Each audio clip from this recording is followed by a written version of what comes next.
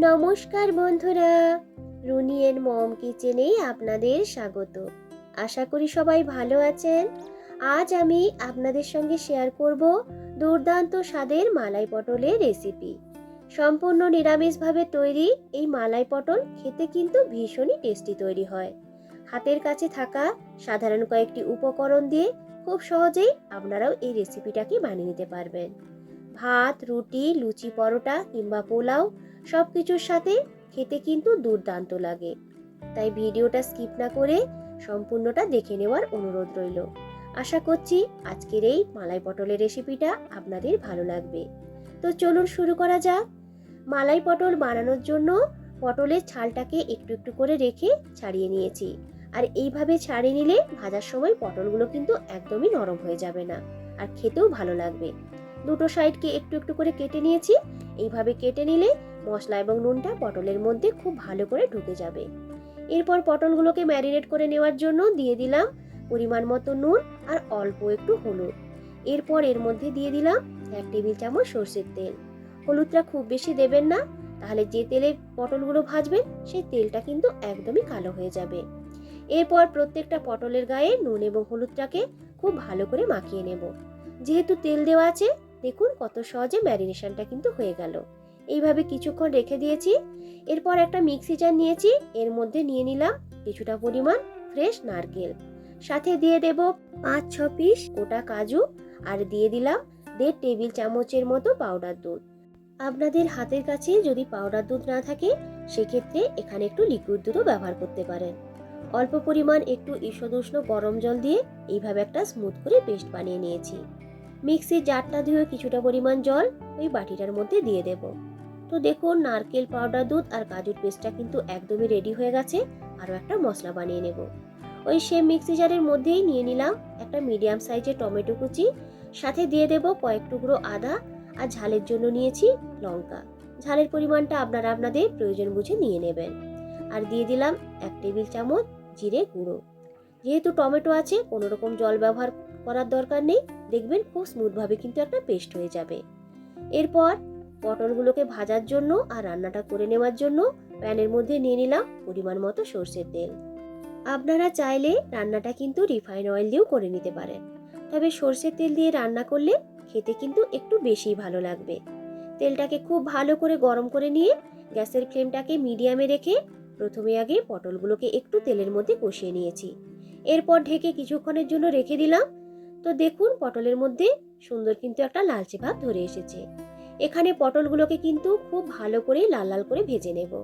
যেহেতু গ্রেভির মধ্যে পটলগুলোকে খুব বেশি সময় ফোটাবো না, তাই এখানে কিন্তু পটলগুলোকে একটু বেশ ভালো করে সেদ্ধ করে নেব। পটলগুলো খুব ভালো করে ভাজা হয়ে গেছে, এর থেকে আর বেশি ভাজবো না।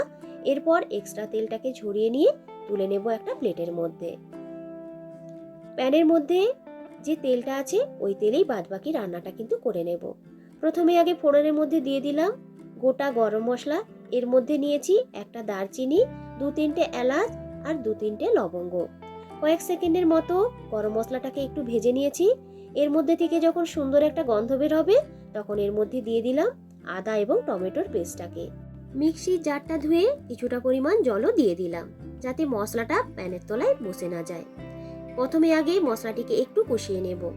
এরপর এর মধ্যে দিয়ে দিলাম অল্প করে একটু হলুদের গুঁড়ো, ঝাল লঙ্কার গুঁড়ো ও কাশ্মীরি লঙ্কার গুঁড়োকে একটু ভিজিয়ে রেখেছিলাম সেই মিশ্রণটাকে।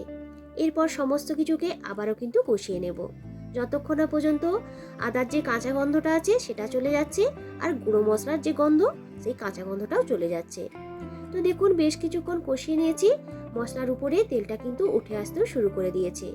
এই সময় গ্যাসের ফ্লেমটাকে একদম লোতে করে দিয়ে দিলাম তৈরি করে রাখা নারকেল, কাজু বাদাম ও গুঁড়ো দুধের পেস্টটাকে।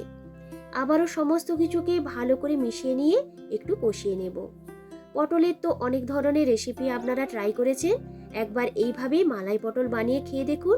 আশা করছি আপনাদের ভালো লাগবে। তো দেখুন মশলাটিকে খুব ভালো করে কষিয়ে নিয়েছি, আর মশলার উপরে তেলটা কিন্তু উঠে আসতেও শুরু করে দিয়েছে। এই সময় এর মধ্যে দিয়ে দিলাম ভেজে রাখা পটলগুলোকে। মশলার সাথে পটলগুলোকে একটু কষিয়ে নিয়েছি। এরপর ঢেকে রেখে দেব কিছুক্ষণের জন্য। এইভাবে ঢাকনা দিয়ে রান্না করলে দেখবেন পটলের মধ্যে মশলার সমস্ত ফ্লেভারগুলো খুব ভালো করে ঢুকে যাবে আর পটলটা খেতেও কিন্তু বেশ ভালো লাগবে। মশলার মধ্যে থেকে তেলটা খুব সুন্দরভাবে ছেড়ে এসেছে। ঢাকনাটি খুলে নিয়ে আরও কিছুক্ষণ একটু কষিয়ে নেব। যেহেতু মশলার মধ্যে কোনো রকম নুন দিইনি, তাই নুনটা এই সময়ই দিয়ে দিলাম। নুনটাকে দেওয়ার পরেও আরও একটু কষিয়ে নেব। এইভাবে কষিয়ে নিতে নিতে দেখবেন মশলাটা বেশ সুন্দর শুকনো হয়ে যাবে আর তেলটাও খুব সুন্দরভাবে ছাড়তে শুরু করে দেবে। দিয়ে দিলাম যে বাটিতে নারকেলের পেস্টটা রেখেছিলাম, সেই বাটি ধোয়া কিছুটা জল, আর দিয়ে দেব ঈষদুষ্ণ গরম জল। আপনারা এখানে ঈষদুষ্ণ গরম জলটা ব্যবহার করার চেষ্টা করবেন, তাহলে দেখবেন গ্রেভিটা খেতে ভালো লাগবে। তবে খুব বেশি কিন্তু জল দেবেন না, মালাই পটলটা একটু বেশ মাখো মাখো খেতেই বেশি ভালো লাগে। এরপর লো ফ্লেমে ঢেকে রেখে দিলাম 4 থেকে 5 মিনিটের মতো। তো দেখুন কতটা সুন্দর কালার এসেছে আর গ্রেভিটা কিন্তু একটু বেশ ঘন হয়ে এসেছে। ঠান্ডা হয়ে গেলে দেখবেন গ্রেভিটা কিন্তু আরও একটু ঘন হয়ে যাবে। এর মধ্যে দিয়ে দিলাম অল্প একটু চিনি আর দিয়ে দেব গরম মশলা আর ঘি। এই চিনিটা দিলে গ্রেভিটা কিন্তু মিষ্টি হবে না, খেতে কিন্তু ভালো লাগবে। আরও একটা উপকরণ কিন্তু মেশাবো, আপনারা দেখতে থাকুন। সমস্ত কিছু দিয়ে একটু মিশিয়ে নিয়ে আর কিছুক্ষণ ফুটিয়ে নেব। খুব বেশি ফোটাবো না, তাহলে ঘি গরম মশলার গন্ধটা কিন্তু চলে যাবে। এর মধ্যে দিয়ে দিলাম কিছুটা পরিমাণ দুধের সর। আপনাদের কাছে যদি ফ্রেশ ক্রিম থাকে আপনারা সেটাও ব্যবহার করতে পারেন, তবে ফ্রেশ ক্রিম তো সবসময় হাতের কাছে থাকে না, তাই এখানে একটু দুধের সর ব্যবহার করলাম। দুধের সরটাকে ভালো করে এইভাবে দিয়ে দিয়েছি উপর থেকে, আলতো হাতে একটু মিশিয়ে নেব। রান্নাটা কিন্তু একদমই শেষের পর্যায়ে চলে এসেছে। এরপর গ্যাসটাকে অফ করে দিয়ে ঢেকে স্ট্যান্ডিং টাইমে রেখে দিলাম 3 থেকে 4 মিনিটের মতো। তৈরি হয়ে গেল সম্পূর্ণ নিরামিষভাবে তৈরি করে নেওয়া দুর্দান্ত স্বাদের মালাই পটলের রেসিপি। দেখতে দেখুন কতটা লোভনীয় হয়েছে, খেতে কিন্তু ভীষণই টেস্টি তৈরি হয়। একবার হলেও এইভাবে বানিয়ে নেওয়ার অনুরোধ রাখলাম। আশা করছি আপনাদেরও ভালো লাগবে। তো বন্ধুরা, আজকের এই মালাই পটলের রেসিপিটা আপনাদের কেমন লাগলো অবশ্যই কিন্তু কমেন্ট করে জানাবেন। যদি আজকের এই ভিডিওটা আপনাদের ভালো লাগে, একটা লাইক ও বেশি বেশি করে শেয়ার করারও অনুরোধ রাখলাম।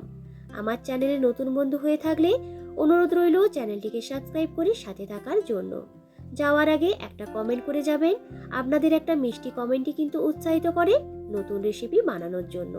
আর ওই কমেন্ট ধরেই কিন্তু পৌঁছে যাব আপনাদের পরিবারে আপনাদের সাথে দেখা করার জন্য। উপর থেকে একটু একটু করে দুধের সর ছড়িয়ে দিয়ে পরিবেশন করেছি আজকের এই মালাই পটলের রেসিপিটাকে। পুরনো বন্ধুদেরকে অসংখ্য ধন্যবাদ জানিয়ে আবারও হাজির হব নতুন কোনো দিন নতুন কোনো রেসিপি নিয়ে। আজকের মতো টাটা।